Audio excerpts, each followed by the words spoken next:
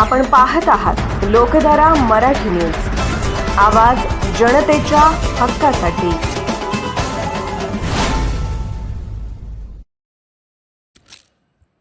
रड्डे गणातून सुरेश ईश्वर कांबळे विजयी. विविध मान्यवरांकडून जाहीर सत्कार.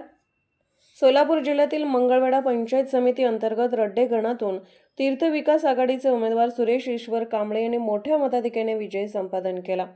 त्यांच्या या दणदणीत विजयाबद्दल परिसरात आनंदाचे वातावरण निर्माण झाले असून त्यांचा जाहीर सत्कार करण्यात आला. विजयानिमित्त आयोजित सत्कार समारंभात सांगली जिल्हा व्हॉइस ऑफ मीडियाचे जिल्हा उपाध्यक्ष हनुमंतराव शिंदे, प्रहार संघटनेचे जिल्हा उपाध्यक्ष रोहिदास कांबळे, बंडूपंत महाराज, मेजर भास्कर, डॉक्टर गायकवाड, शालिवान भुसे, युवराज शिंदे, चिकलगी, महादेव खताळ, शिरनादगी, सारिका सलगर, निंबोनी, अनिल माने आदी मान्यवर उपस्थित होते. सर्व मान्यवरांनी शाल, श्रीफळ व पुष्पहार देऊन सुरेश कांबळे यांचा सत्कार केला व पुढील कार्यासाठी शुभेच्छा दिल्या. यावेळी बोलताना मान्यवरांनी रड्डे गणातील सर्वांगीण विकासासाठी सुरेश कांबळे यांनी प्रभावी कामगिरी करावी अशी अपेक्षा व्यक्त केली.